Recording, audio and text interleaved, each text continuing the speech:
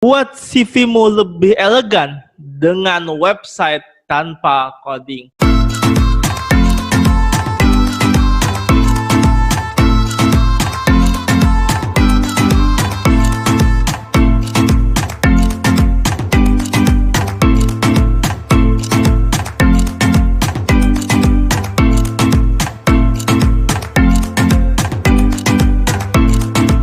Oke, halo teman-teman semua, welcome back to my channel Dendi Herdianto. Dan di video kali ini gue akan ngebahas satu topik tentang digital skill, yaitu yang terkait dengan pembuatan website. Nah, skillnya teman-teman semua sangat dibutuhkan. Mengapa? Karena di masa pandemi semua orang sudah dituntut untuk go online. Salah satu sarana untuk sebuah usaha bisa masuk ke ranah online adalah dengan memiliki sosial media ataupun memiliki yang namanya website.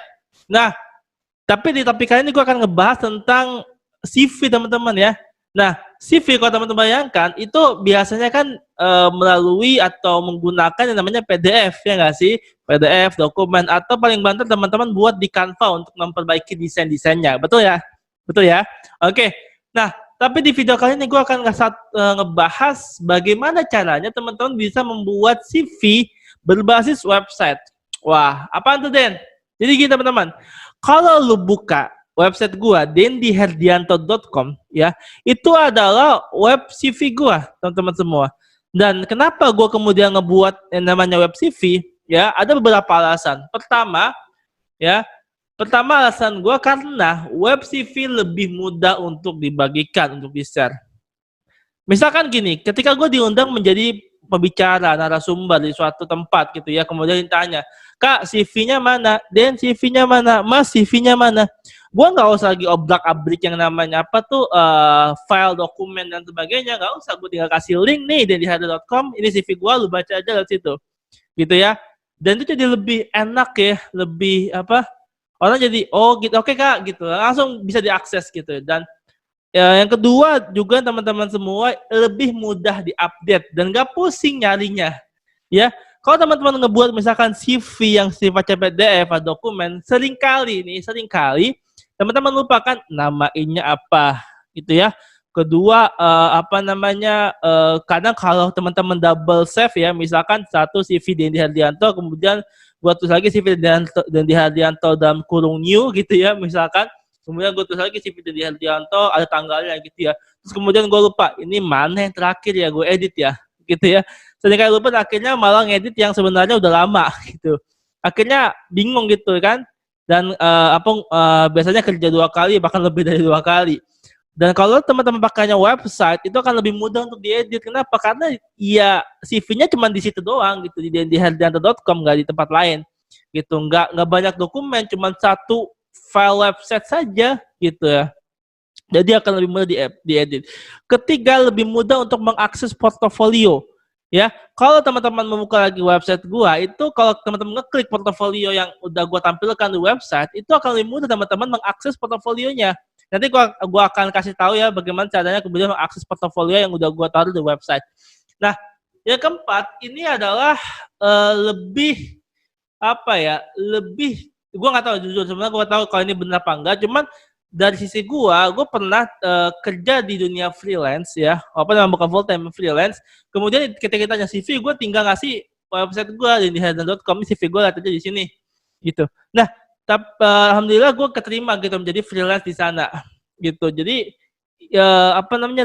lebih enak untuk kemudian di ketika teman-teman melamar kerja misalkan atau apapun lah itu ya, apalagi yang sifatnya teman-teman misalkan di digital agency gitu ya. Coba aja lampirin beserta websitenya gitu ya. Walaupun sebenarnya mungkin secara administratif teman-teman tetap perlu memerlukan melampirkan CV file ya, PDF ataupun dokumen.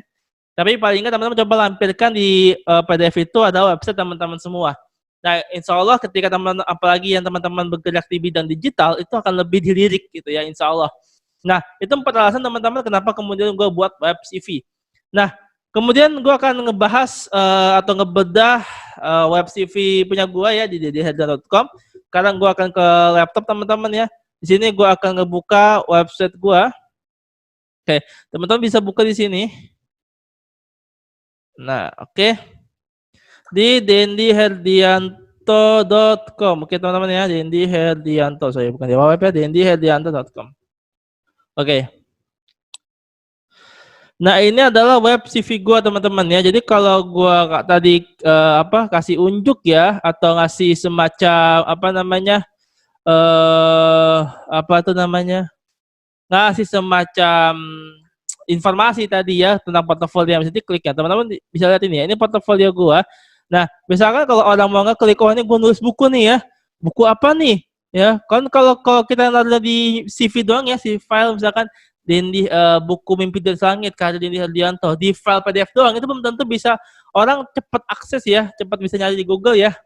Nah, kalau teman-teman naruh di sini, teman-teman orang ini tinggal ngeklik ya atau open link in new tab ya, atau ngeklik aja dia langsung ke portofolionya langsung ya, sumber portofolionya itu di gramedia.com buku gua gitu ya. Nah, kemudian misalkan di Kozua gitu. Nah, kalau tinggal klik aja, ini gua open link in new tab aja. Dia langsung bisa ke, nah ini ya teman-teman, ke blog Kozua yang banyak mayoritas adalah gue nulis. Ini kebetulan lagi nggak bagus di susunannya nih. Nih, ini tulisan-tulisan gue nih teman-teman. Misalkan yang ini tulisan gue, ya tuh, ya dan seterusnya. Oke. Nah, begitu dengan Islam gitu ya. Ini kebanyakan tulisan gue gitu dan seterusnya. Oke, kita kembali ke web CV teman-teman. Nah, jadi ini teman-teman juga gue nulis blog di sini, nulis juga gitu ya dan seterusnya. Jadi lebih enak teman-teman ketika teman-teman punya web CV. Nah, ini juga di Instagram gue bisa langsung ke sini, bisa juga langsung ke Facebook gue gitu ya dan seterusnya. Jadi enak banget teman-teman ya ketika teman-teman punya web CV. Nah, pertanyaan selanjutnya adalah apa saja yang harus disiapkan untuk kemudian punya web CV? Pertama, teman-teman bisa menyiapkan namanya domain dan hosting. Apa itu domain dan hosting? Gampang gitu teman-teman. Domain itu adalah alamat, ya. Jadi domain itu adalah alamat teman-teman semua. Jadi kalau misalkan teman-teman punya rumah, itu alamatnya itu adalah domain teman-teman. Dan di herdianto.com itu adalah domain, gitu ya. Bisa juga gue beli nama dondiherdianto.id, ya, misalkan dondiherdianto.net dan sebagainya. Ada juga namanya misalkan tokopedia.com. Nah, itu adalah nama domain, gitu teman-teman ya. Itu nama domain, itu alamat website teman-teman semua. Nah, yang kedua adalah hosting. Hosting itu halaman atau kapasitas dari website teman-teman semua. Semakin besar halamannya, semakin besar kapasitasnya, maka semakin banyak fitur, semakin banyak furniture yang teman bisa masukkan di sana, gitu ya. Makanya hosting itu beragam variasi harganya, gitu ya. Ada yang ratusan ribu bahkan bisa sampai jutaan. Ada juga yang bahkan sampai puluhan dan ratusan juta gitu ya. Bisa per bulan, bisa juga per tahun teman-teman, tergantung dari kebutuhan teman-teman semua ya. Nah, kalau untuk teman-teman yang beli domain dan hosting, ini gue sebenarnya banyak sekali provider domain dan hosting, tapi gue rekomendasikan saja beberapa di antaranya teman-teman ada Dewa Web ya.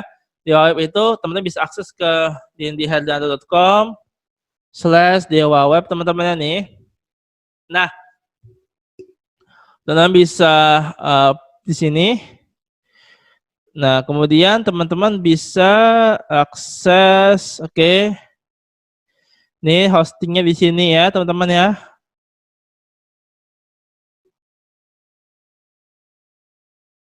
Oke, ini hostingnya. Nah, ini di sini teman-teman bisa beli. Kemudian atau enggak di Niaga Hoster, teman-teman bisa di herdianto.com. herdianto.com/niaga hoster, oke. Nah, teman-teman juga bisa beli di sini ya. Oke.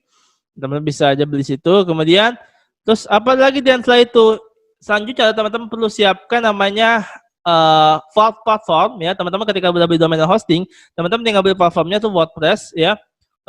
Itu content management system. WordPress itu adalah platform yang sangat mudah digunakan. Kemudian toolsnya teman-teman menggunakan Elementor. Nah, bagaimana cara membuatnya? Nanti kita akan praktekkan di video berikutnya. Semoga teman-teman tetap stay tune di video ini. Jangan lupa untuk subscribe. Jangan lupa untuk punya tombol lonceng untuk menotifikasi setiap video yang masuk. Nah, ketika teman-teman merasa kesulitan untuk membuat website, teman-teman jangan usah khawatir. Nanti gue akan ngasih template website ini di video gue berikutnya. Video kedua, bagaimana cara membuat website tanpa coding. Itu menggunakan WordPress dan plugin namanya Elementor. Oke, stay tune di video berikutnya. Dan jangan lupa subscribe, bunyikan tombol lonceng, dan see you next video. Bye-bye. Wassalamualaikum warahmatullahi wabarakatuh. Dadah.